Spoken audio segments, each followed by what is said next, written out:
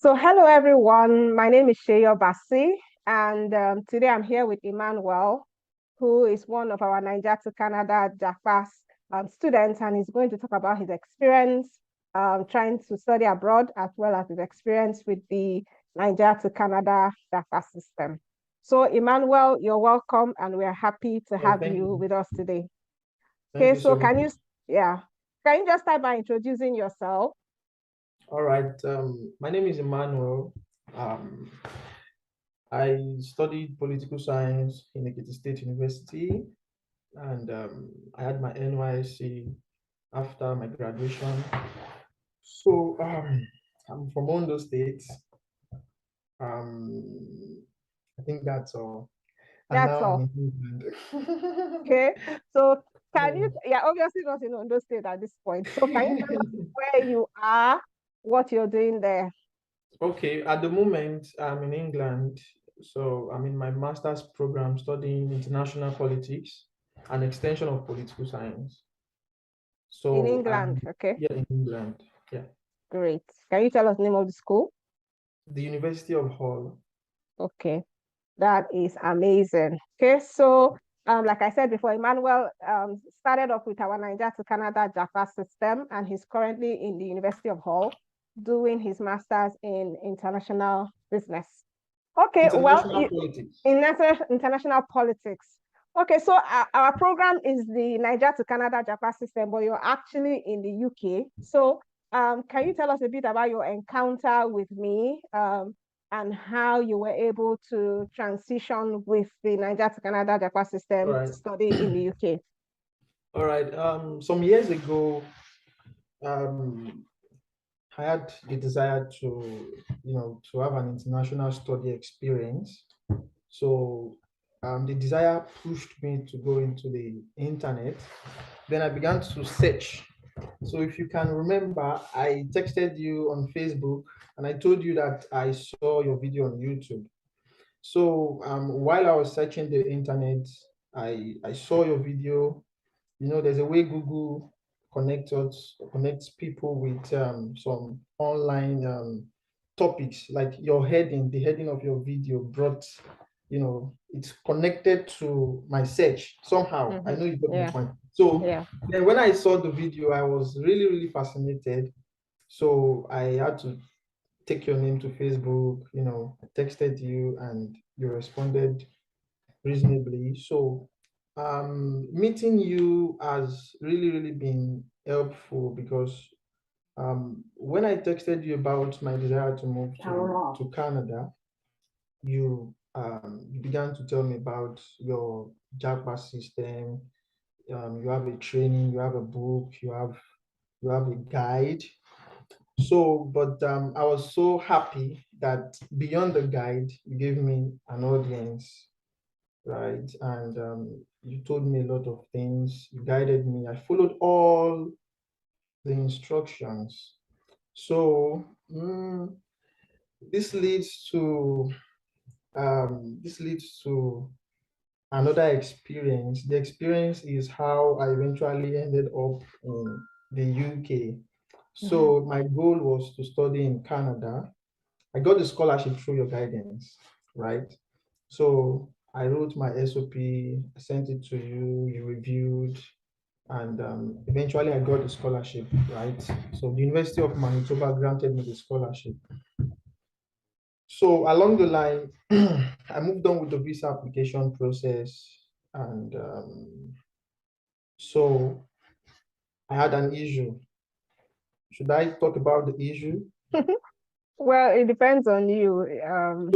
So along the line, I had an issue, and the issue is premised on proof of funds. So I met every other requirement aside from proof of funds. Although I had a scholarship, it was professionally said that one has to apply with proof of fund. So I looked for someone to help me, and eventually she disappointed. So I had to take a U-turn.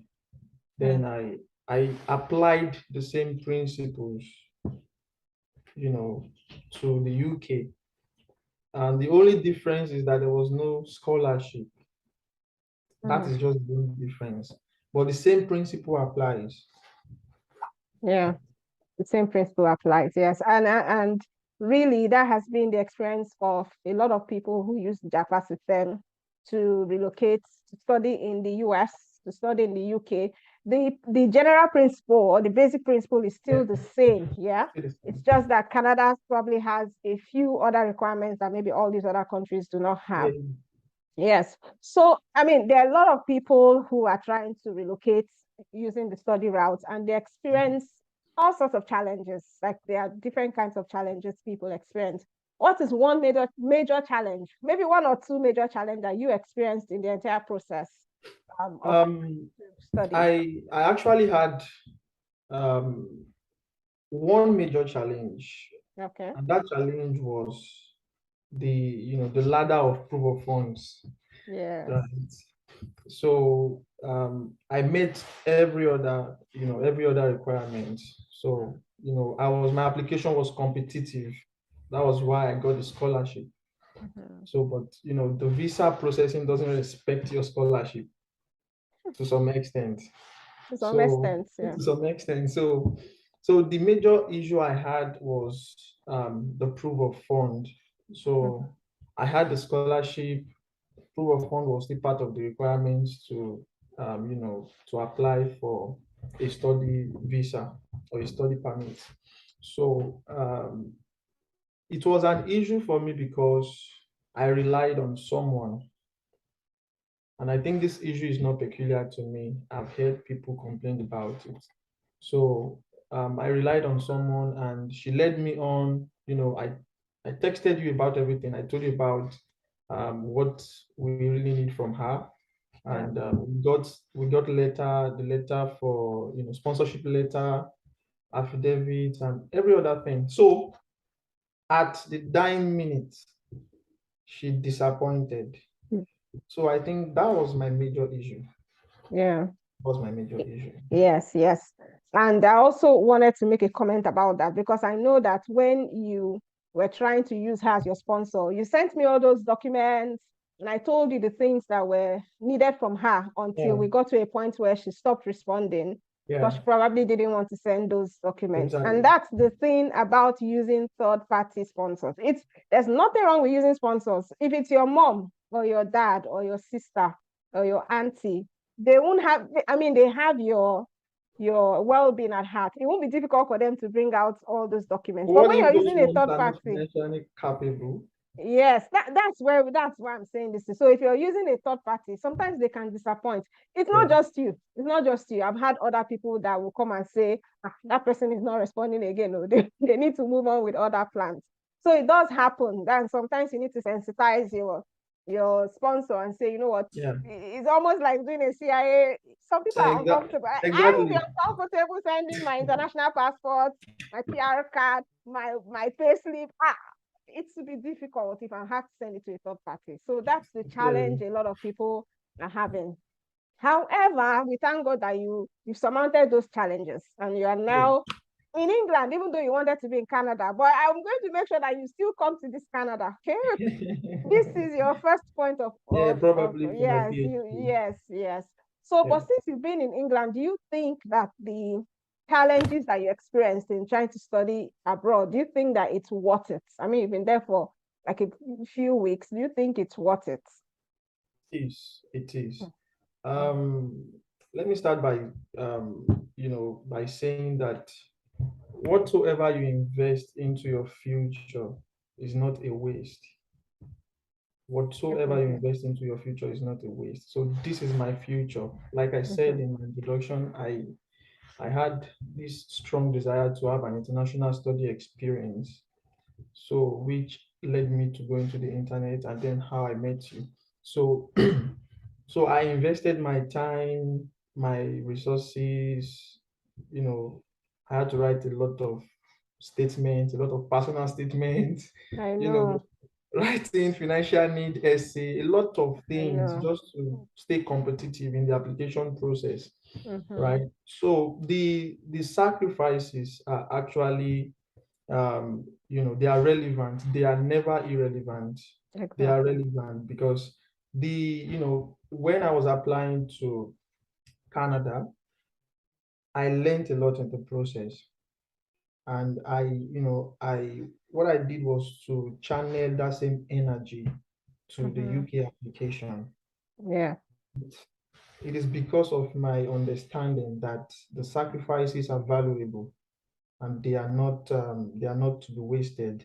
So I Mm. had to convert that same energy to my UK application when I got the disappointment from that woman. Yeah. So it's really, really valuable. It's never a waste. Anything you put into your future, into your education, is never a waste. Never.